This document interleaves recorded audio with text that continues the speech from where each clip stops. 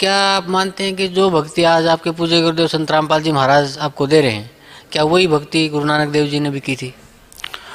बिल्कुल बिल्कुल 100% वही भक्ति की थी।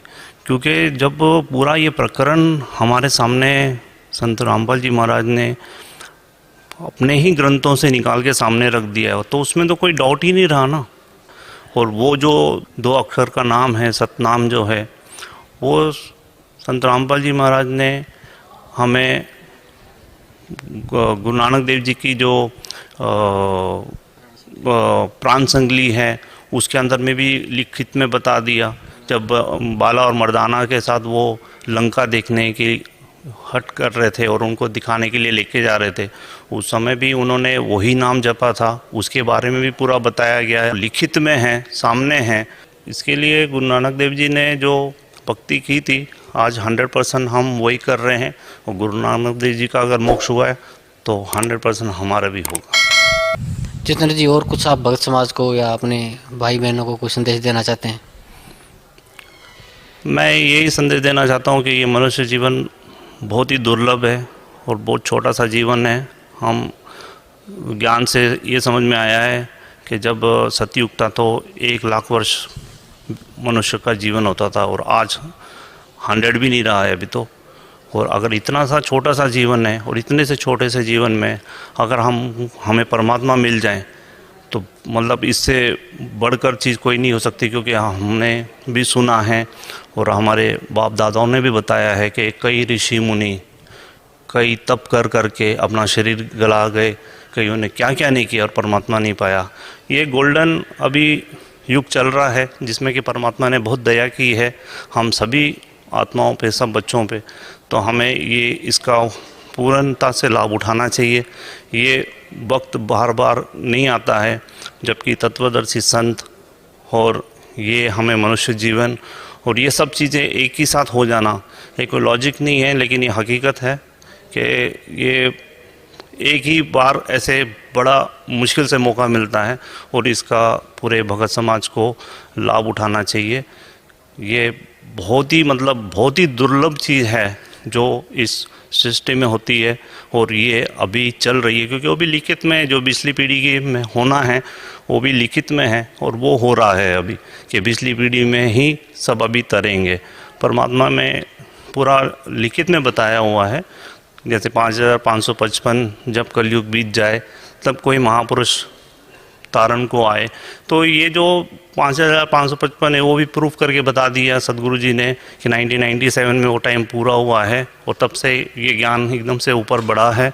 और सदगुरु रामपाल जी महाराज ने ये सभी भक्तों, सभी भगत समाज पे बहुत इस मालिक ने दया की है कि सभी को ये नाम उपदेश भी दे रहे हैं, जो कि मतलब आप यकीन करें कि बड़े बड़े ऋषि होके चले गए जिनको ये नाम प्राप्त नहीं हुआ था। ऋषियों को तो छोड़ो, अभी ये अगर मीडिया के सामने मैं ये बोलूँ कि ब्रह्मा विष्णु महेश के पास भी ये नाम नहीं है तो बड़ा अच्छा लगेगा आपको, लेकिन ये हकीकत है। हम ज्ञान समझेंगे तो ये समझ में आ जाती है बात। तो ब्रह्मा विष्णु महेश कोई अलग नहीं है, वो भी हमारे ही देवी देवता हैं, लेकिन वो क्या स्थिति में, सब चीज़ें हमको समझना पड़ेगा। तो ज्ञान समझ के हम हर एक चीज़ समझ सकते हैं कि ये नाम मिलने में और परमात्मा पाने में कितना आसान है अगर हम उस चीज़ को समझ के करेंगे तो। जितेंद्र जी, आपके पूज्य गुरुदेव संत रामपाल जी महाराज ने वर्तमान के सभी धर्मगुरुओं को शास्त्रार्थ के लिए आमंत्रित किया हुआ है, तो आपको कैसा लगता है? बहुत ही अच्छी बात है। अगर यही हमारे सभी धर्मों के जो ये ऊपर में बैठे हुए हैं, अगर ये सच को सामने ले आएं तो मेरे ख्याल से बिल्कुल कुछ भी समय नहीं लगेगा परमात्मा को हम सबको यहाँ से सतलोक लेके जाने के लिए। सिर्फ यही कुछ लोग हैं जो कि मतलब ये बिल्कुल अपना मैं तो कहूँगा कि अपना उल्लू सीधा करने के लिए इन्होंने ये हट बना के रखा हुआ है, जो कि भगत समाज के सामने ये सच्चाई को आना नहीं देने चाहते हैं। क्योंकि इन्होंने गलत ज्ञान दे चुके हैं। ये इनके ज्ञान रिकॉर्ड हो चुके हैं शास्त्रों में, इनकी जो किताबें हैं उसमें बिल्कुल शास्त्रों के उलट ज्ञान है इनका। तो इसलिए अभी ये फंस चुके हैं और ये ज्ञान को इसके लिए आगे आने नहीं देना चाहते हैं, क्योंकि अगर हर आदमी के पास में क्या हुआ कि भक्ति करने के लिए समय नहीं है। समय नहीं है तो सत्संग नहीं देखते हैं, कि कोई ग्रंथ को पढ़ते नहीं है, बस जो हमारे बाप दादा करते आ रहे हैं, कहीं घंटी बजा दी, कहीं अगरबत्ती लगा दी, कहीं कुछ कर लिया, वो कर रहे हैं। अगर थोड़ा सा समय निकालें और इस ज्ञान को समझने की कोशिश करें तो ये जितने भी संत बैठे हैं आज अपने आप को संत कहते हैं, इनका असली चेहरा सबके सामने आ जाएगा और सच्चाई उस परमात्मा की सबके दिल में उतर जाएगी और हम सब मोक्ष प्राप्त कर लेंगे। जी धन्यवाद भाई साहब, आपको बहुत बहुत धन्यवाद। अभी आपने सुने भक्त जितेंद्र दास आलूवालिया जी के मुख कमल से परमात्मा से प्राप्त वो लाभ, वो फायदा जो इनको कहीं से भी प्राप्त नहीं हुआ था। बहुत सी साधनाएं भी ये करते थे और इसके साथ साथ जो मोक्ष मार्ग इनको प्राप्त हुआ उसकी तो कोई महिमा ही वर्णन नहीं की जा सकती। और ये इनको भी इस बात का एहसास है कि ये कह रहे हैं कि मैं आया तो था अपने केवल भौतिक लाभ के लिए, लेकिन इसके साथ साथ एक अनमोल वस्तु और मिल गई जिससे मोक्ष भी होगा। दर्शकों, तो आइए प्रोग्राम को आगे बढ़ाते हैं। मोहम्मद सल्लल्लाहु अलैहि वसल्लम का जिक्र वेद में कई जगह है। अथर्वा वेद में भी है, किताब नंबर 20, पाठ नंबर 127, मंत्रा नंबर 1 से 14। वक्त की किल्लत होने की वजह से, वक्त की कमी होने की वजह से सारे 14 मंत्रों का तस्करा मैं नहीं कर सकता हूं, सिर्फ पहले 2 का करूंगा। मंत्रा नंबर 1 में लिखा हुआ, इसे कहते हैं, ये 14 मंत्रा को कहते हैं कुंटप सुक्ता। कुंटप मतलब परेशानी से दूर करना, उसके मानी है अमन, सलामती, और अरबी में कहते हैं इस्लाम। कुंटप सुक्ता के मानी है, और एक मानी है hidden glands in the abdomen, और इसके मानी भविष्य में लोग को पता चलेंगे, अभी नहीं पता। कुंटप सुक्ता में अथर्ववेद किताब नंबर 20 पाठ नंबर 127 मंत्रा नंबर 1 में लिखा है, नरशंसा आएगा, कौरमा आएगा और उसके 60,000 दुश्मन होंगे। मंत्रा नंबर 1 में लिखा है, आएगा एक ऋषि जो है नरशंसा, कौरमा, उसके 60,000 दुश्मन होंगे। मंत्र नंबर 2 में लिखा है, वो ऋषि ऊंट चलाकर आएगा। मंत्र नंबर 1 में कहा गया है उसका नाम होगा नरशंसा।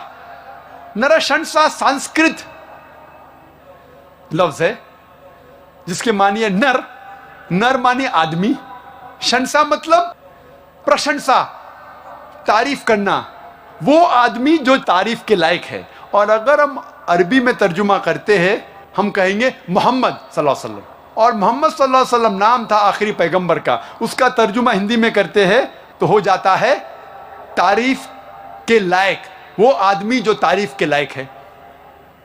मंत्र नंबर 1 में आगे लिखा है, वो है कौरमा।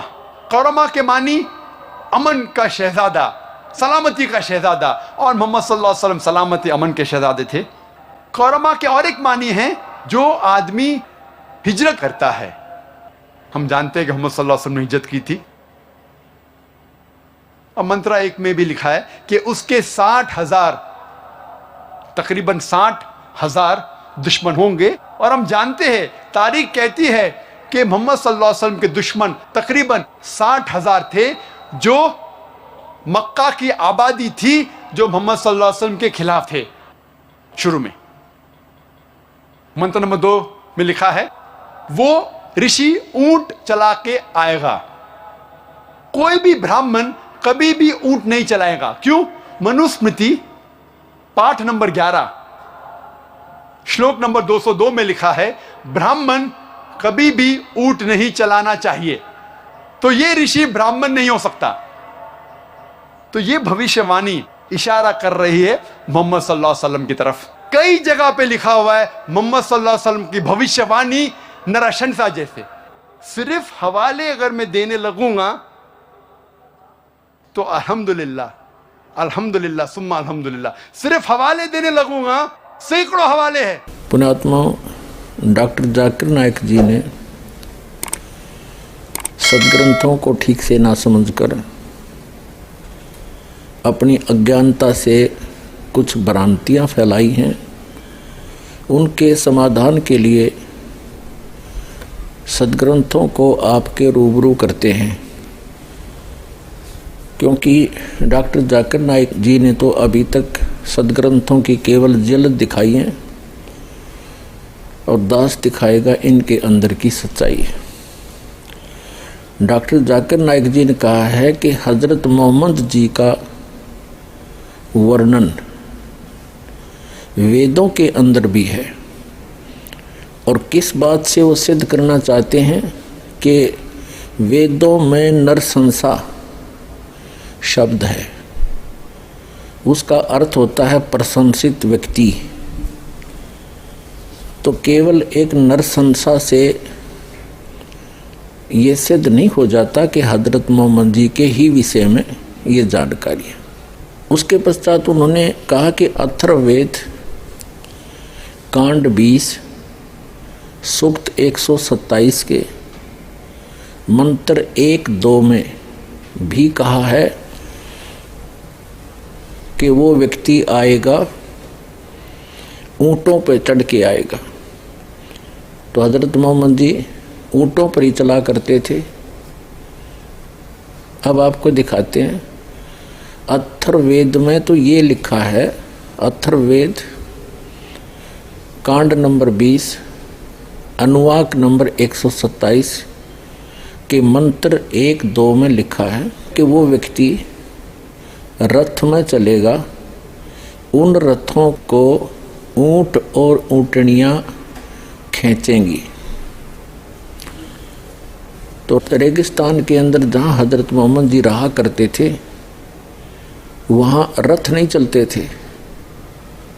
इससे सिद्ध है कि ये प्रकरण हज़रत मोहम्मद जी के विषय में नहीं है। देखिएगा, ये देखिएगा अथर्ववेद 20 कांड, 20 माने 20वां, और सूक्त 127 इसका मंत्र नंबर 1 है। ये देखिएगा, हे मनुष्यों, यह है आदर से सुनो, नरसंशय मनुष्यों में प्रशंसा वाला पुरुष बड़ाई किया जाएगा। हे पृथ्वी पर रमण करने वाले राजन, 60,000 और 90 और अनेक दानों को इंसकों के फेंकने वाले वीरों के बीच हम पाते। इसका अर्थ ये है। अब ये दिखाते हैं दूसरा, इसमें क्या अर्थ किया है।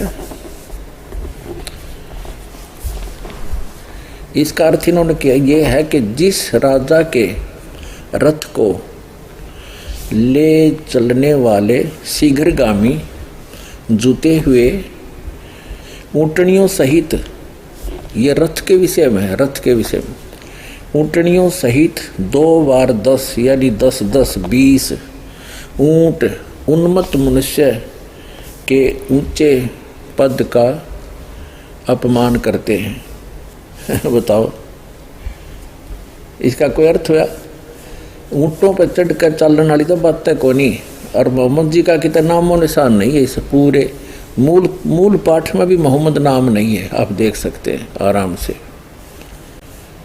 इसी प्रकार इसमें भी कोई मोहम्मद नाम नहीं है। एक नरसंसा कहने से मोहम्मद साहब सिद्ध नहीं हो जाते। इसी तरह इन्होंने अन्य वेदों के प्रमाण झूठे यूजलेस अपने प्रमाण में लिए हैं, जो कहीं पर भी हज़रत मोहम्मद जी के विषय में प्रमाणित नहीं होते। पुण्यात्माओं, वैसे वेद कोई भविष्य ज्योतिष की पुस्तक नहीं है, ये गॉड गिवन स्पिरिचुअल नॉलेज है। इसमें कोई भविष्य की वाणी नहीं है, इसमें तो अध्यात्म मार्ग है। हमारा वीडियो आपको पसंद आया तो लाइक करें, कमेंट करें, शेयर करें।